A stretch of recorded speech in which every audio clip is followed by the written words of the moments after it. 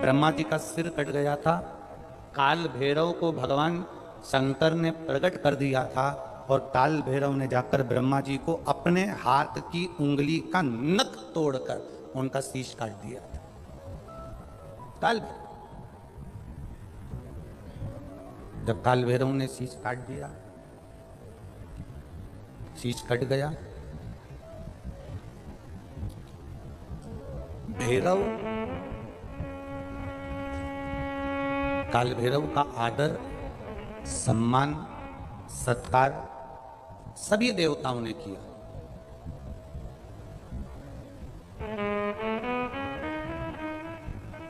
भैरव क्षेत्र का देवता होता है। भैरव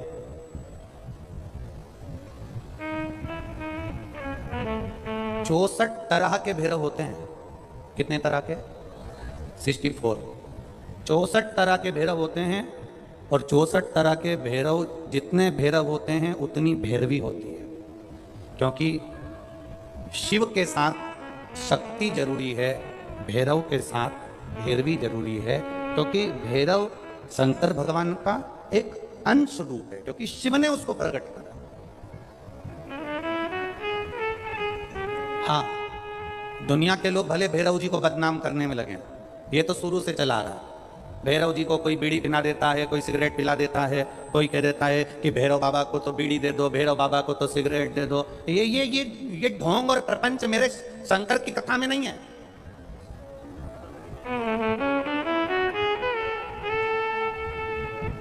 शिव का एक अंश है भैरव।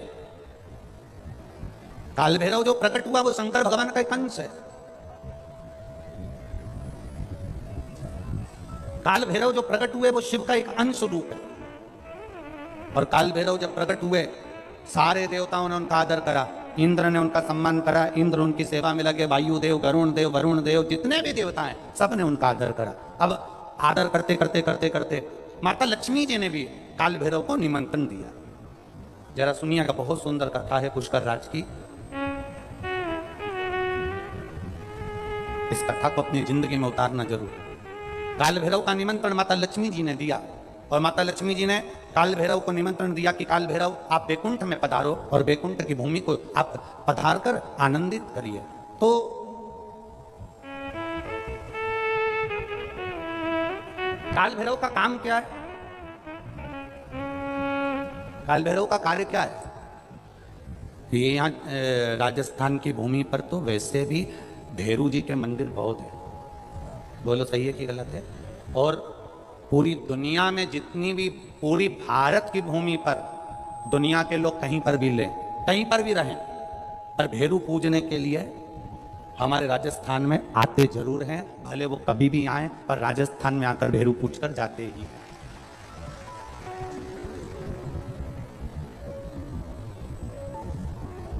भैरव का काम क्या है?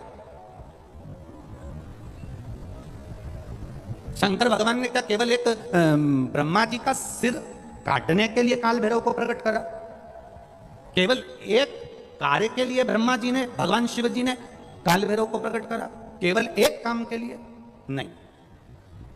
मेरा भोलेनाथ एक कार्य के लिए काल भैरव को कभी प्रकट नहीं कर सकता, क्योंकि मेरे भोलेनाथ ने जब जब जो काम किया है वो संपूर्ण ब्रह्मांड के कल्याण के लिए किया है। इसलिए ब्रह्मा के सिर काटने के लिए, अकेले केवल ब्रह्मा का सिर काटने के लिए भगवान काल भैरव को प्रकट नहीं कर सकते। तब काल भैरव के प्रकट होने का कारण क्या है? भैरव के प्रकट होने का कारण क्या है? भैरू जी के प्रकट होने का कारण क्या है? भैरव प्रकट क्यों हुए हैं? तो शंकर भगवान जब काल भैरव जब नारायण के यहाँ बैकुंठ में गए और भगवान बैकुंठ में जब पहुंचे तो लक्ष्मी जी ने भगवान नारायण से पूछा, प्रभु मेरे मन के संशय को मिटाइए, ये भैरव प्रकट क्यों हुए हैं? केवल ब्रह्मा का सिर काटने के लिए?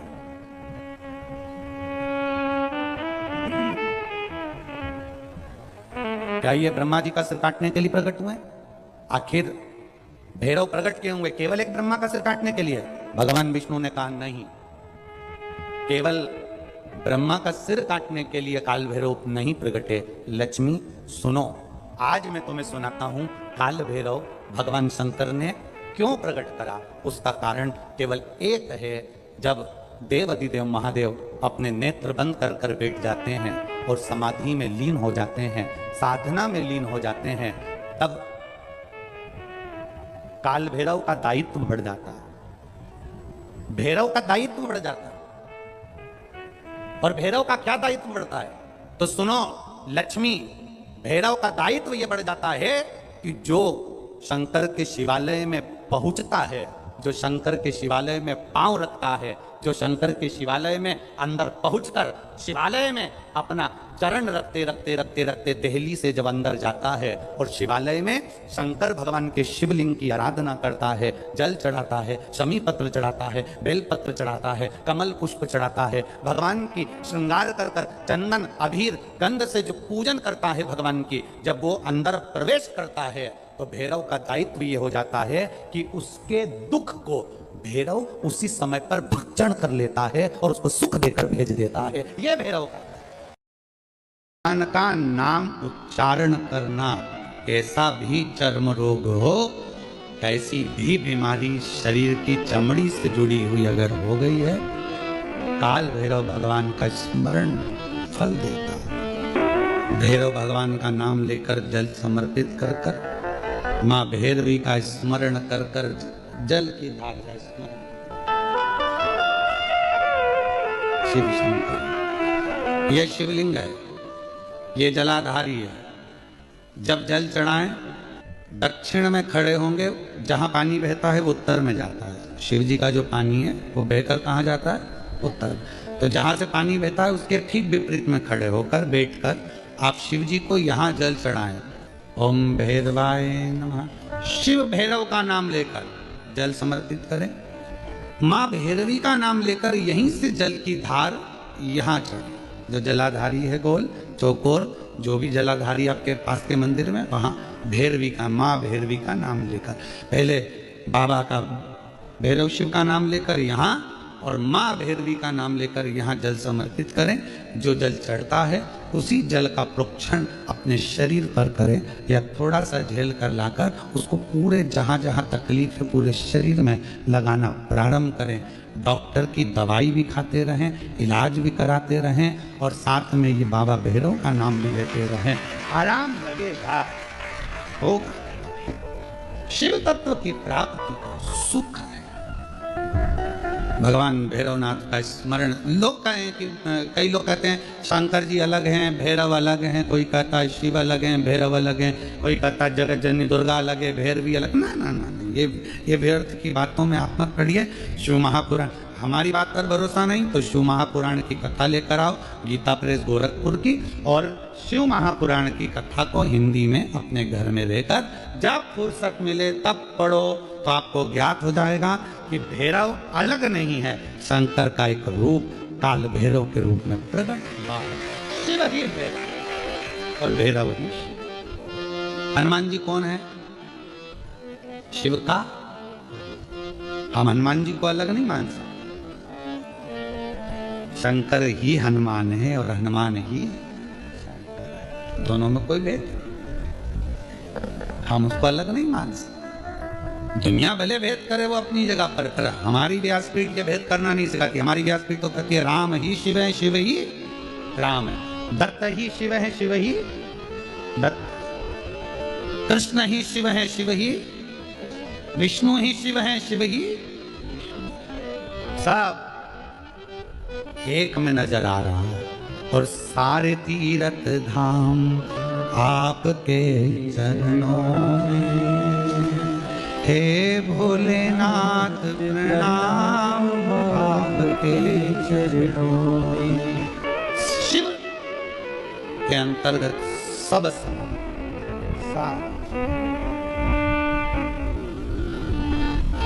यहाँ शिव से अलग कुछ नहीं। जब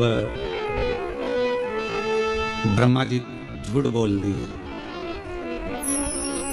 ये शिवलिंग में से निकली हुई वाणी असत्य है, तब मेरे देव अधिदेव महादेव भगवान शंकर ने अपना स्वयं, मेरे शिव जी ने अपने ही अंगुष्ठ भाग से, स्वयं अंगुष्ठ भाग से काल भैरव को प्रकट किया। जितना रुद्राक्ष में बल होता है शिव जी का नयन अश्रु से प्रकट हुआ रुद्राक्ष, वैसा कि वैसा ही बल काल भैरव में होता है, भैरव में होता है, बेटू को भैरव में होता है। वैसा कि कर कर चंदन अबीर गंध से जो पूजन करता है भगवान की, जब वो अंदर प्रवेश करता है तो भैरव का दायित्व ये हो जाता है कि उसके दुख को भैरव उसी समय पर भक्षण कर लेता है और उसको सुख देकर भेज देता है। ये भैरव का, जैसे पीपल के पत्ते में पराग होता है। हमारा हिंदू धर्म, हमारा शास्त्र कहता है, हमारे शास्त्र, हमारे वेद डॉक्टर वर्णन करते हैं कि पीपल के पत्ते को अगर एकादशी और द्वादशी के दिन एक तांबे के पात्र में गला कर रख दिया जाए और उस पानी का आचमन 3 बार करा जाए तो जिसकी नाड़ियां चोक भी हो जाती है, डॉक्टर बोले इसका बाईपास करना पड़ेगा, उसको केवल 3 आचमन पानी एकादशी और द्वादशी को पीपल के पत्ते का कराया जाए तो अंदर की नाड़ियां भी खुल जाती हैं। पीपल के पत्ते का इतना प्रमाण हमारे विष्णु पुराण में ने कह दिया। वचन देता हूं शरानंद बाबा, जिसके कंठ में, जिसके गले में मेरे देव अधिदेव महादेव शंकर भगवान के नेत्र अश्रु से प्रकट हुआ ये रुद्राक्ष रहेगा, जैसे शिव की सेवा में काल भैरव रहता है, जिसके कंठ में रुद्राक्ष रहेगा उसकी सेवा में काल भैरव स्वयं खड़ा रहेगा। एक काली मिर्च जल के पात्र में, अगर दूध के पात्र में डालकर शिव को चढ़ाए, रोग से निवारण होता है। रोग किसी भी अष्टमी तिथि को 12 महीने में शुक्ल पक्ष कृष्ण पक्ष की अष्टमी तिथि पड़ती है। यदि किसी भी अष्टमी तिथि को अगर किसी ने नियम बनाया 5 अष्टमी का, 8 अष्टमी का, 7 अष्टमी का, एक कनेर का पुष्प शिव जी के शिवलिंग को समर्पित करना, अशोक सुंदरी के स्पर्श करना, और जो जलाधारी होती है, जैसे ये शिवलिंग है, ये जलाधारी है, तो पहले शिवलिंग पर स्पर्श, फिर अशोक सुंदरी का स्पर्श, फिर जलाधारी पर कनेर का पुष्प शिव जी की ओर मुख कर कर, अर्थात जैसे मानो ये कनेर का पुष्प है, तो ऐसा शिवलिंग का स्पर्श करते हुए जलाधारी पर जो समर्पित करता है, भगवान शंकर उसके मन की कामना को पूर्ण जरूर करते हैं। एक कनेर का पुष्प। विवाह नहीं हो रहा, हम तो टेंशन में पड़ गए, लड़की 28 साल 30 साल का लड़का हो गया, विवाह नहीं हो रहा, कुछ मत करो। अष्टमी तिथि आए तो अशोक सुंदरी वाली जो जगह है वहां पर हल्दी की 7 बिंदियां लगा दो, लड़का लड़की का हाथ उस बिंदी पर रखवा दो, उसका नाम गोत्र बोलो, उसी हल्दी में उसके हाथ पीला करवा दो, और पीपल के पेड़ पर उस हाथ के 5 छापे पड़वा दो। 3 महीने में विवाह पक्का हो जाता है। माला 9:15 का पहले पूजन बताया है, सुना है आप लोगों ने? पहले हमने उसको यूट्यूब पे भी डाला है। 9:15 पर एक भगवान देव महादेव की आराधना होती है। ये कोई सियोर वाले महाराज ने बनाकर नहीं बताया कि 9:15 पर आराधना होती है। हमारे शास्त्रों में भी उसका विवेक है, शिव महापुराण में भी उसका वर्णन है। एक पूजा होती है 9:15 की रात में।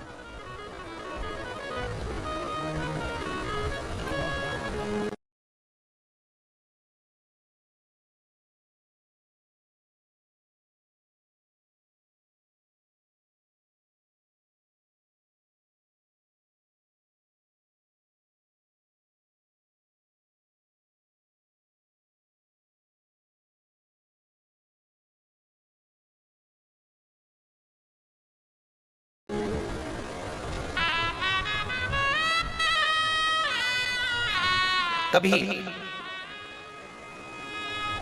आप सब तो कुबेरेश्वर बाबा की धरा पर हो, कंकर शंकर की भूमि पर हो, आप तो हो। कभी जो आस्था चैनल पर सुन रहे हैं, जो फेसबुक यूट्यूब पर श्रवण कर रहे हैं, कभी मौका लग जाए तुमको तो ये कुबेर भंडारी की भूमि पर कंकर शंकर की धरा पर आकर रात्रि को 9:15 पर बैठकर एक बार शंकर को अपने दिल की बात श्री शिवाय नमस्तुभ्यं के साथ में कहकर बाबा को विनती कर कर जाना जरूर, और फिर वापस 3 महीने में आकर बताना कि बाबा तुम्हारी बात। शनि महाराज का भी पांव टूट गया था। टूटा था कि नहीं टूटा था? जब अपनी माता संध्या को लात मारी थी, शनि महाराज ने लात मारी तो पांव टूट गया। शनि महाराज की आंख में आंसू। देवर्षि नारद के पास है, नारद जी मेरा पांव टूट गया। मैंने अपनी मां को लात मारी है। नारद जी बोले तू तो द्रोषी है, तूने अपनी माता को लात क्यों मारी? कुछ करिए। कोई देवता नहीं अपनाया। तब भगवान नारद जी ने कहा शंकर जी के शिवलिंग की स्थापना कर, उसकी पूजन कर। जहां काशी विश्वनाथ के मंदिर आप लोग जाते हो, जिस विश्वनाथ का आप दर्शन करते हो, ये काशी का विश्वनाथ का प्राण प्रतिष्ठा शनि महाराज ने करी थी।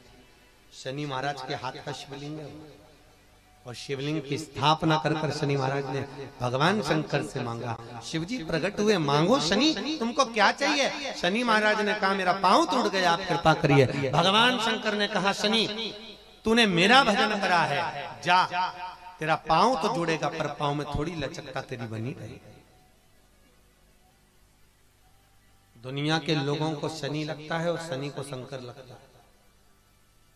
दुनिया के लोगों को शनि लगता है, शनि को शंकर। इसलिए आज भी नियम है कि काशी विश्वनाथ का नाम लेकर एक काजल की डिब्बी को लीजिए। अगर किसी को शनि लग गया हो, कोई प्रॉपर्टी का काम कर रहे हो, कोई व्यापार करते हो और व्यापार नहीं चल रहा, बहुत अड़चने आ रही है, कोई ना कोई परेशानी पे परेशानी आ रही है, एक काजल की डिब्बी लो, काजल की डिब्बी लो, काशी विश्वनाथ का नाम लो और 21 बार उतारो और उतार कर किसी पेड़ के नीचे तक खड्डा खोद कर उसको दबा दीजिए। आपका काम यूं सफलता की ओर बढ़ना चालू हो जाएगा। शनि की कुदृष्टि समाप्त, 7.5 ढैया समाप्त, परेशानी नहीं।